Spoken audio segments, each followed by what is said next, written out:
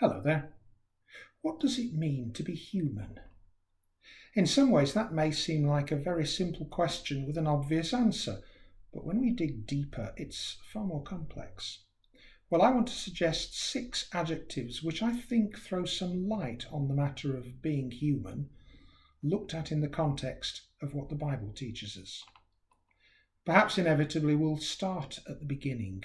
In Genesis 1, you know the story, I'm sure. The simple person's guide to how, or rather why, the universe came to be. In the beginning, God created the heavens and the earth. Now the earth was formless and empty, darkness was over the surface of the deep, and the Spirit of God was hovering over the waters. And God said, "Let there be light, sky, dry ground, vegetation, lights in the expanse of the sky, living creatures, birds," and God saw that it was good. That whistle-stop summary takes us to the end of day 5 of creation. 1 day's activity left. Let's slow the pace. God said, "Let the land produce living creatures according to their kinds, the livestock, the creatures that move along the ground, and the wild animals, each according to its kind." And it was so.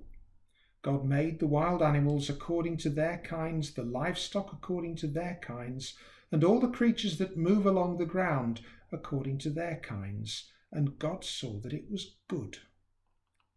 Then God said, "Let us make mankind in our image, in our likeness, so that they may rule over the fish in the sea and the birds in the sky, over the livestock and all the wild animals, and over all the creatures that move along the ground." So God created mankind in his own image. In the image of God he created them, male and female he created them. God blessed them and said to them, "Be fruitful and increase in number, fill the earth and subdue it. Rule over the fish in the sea and the birds in the sky, and over every living creature that moves on the ground." And shortly after that, God saw all that he had made, and it was very good.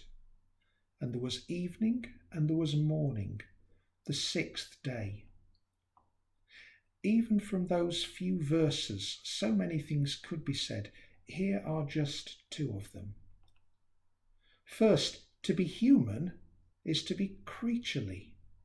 We're created beings who belong in the natural order. Did you notice how our first forebears were made on the same day as the cattle and the wild animals? And here we are, mammals alongside other mammals, and with similar bodily needs, appetites and constraints. We're no superspecies. In fact, science reveals to us that we share about 60% of the same DNA as a banana. Yet the second adjective I'm drawing out here is, to be human is to be honoured. Only about human beings does the narrative say, made in God's image and rule over every living creature. As the psalmist puts it, "When I consider your heavens, the work of your fingers, the moon and the stars which you have set in place, what is mankind that you're mindful of them? Human beings that you care for them. You made them a little lower than the angels and crowned them with glory and honour." We need to balance those 2 aspects of human existence in creative tension. Yes, special, but still created beings whose bodies turn back to dust.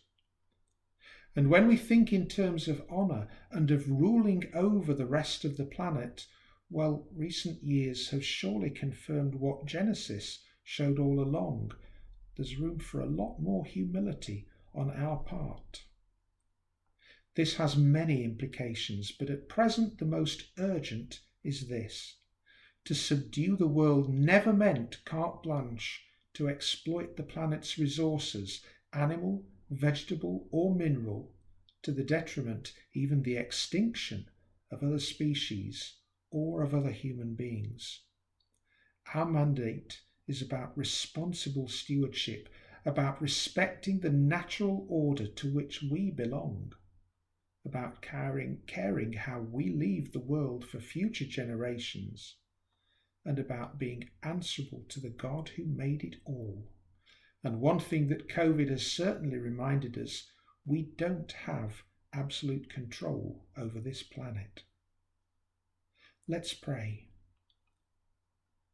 Creator God, we admit we are neither self-made nor self-sufficient, but flesh and blood animals made by you and accountable to you for our activity in your world.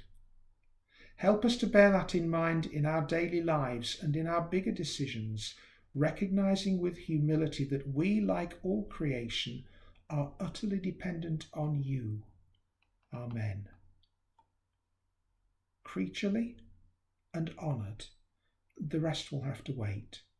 Until next time, take care and trust God.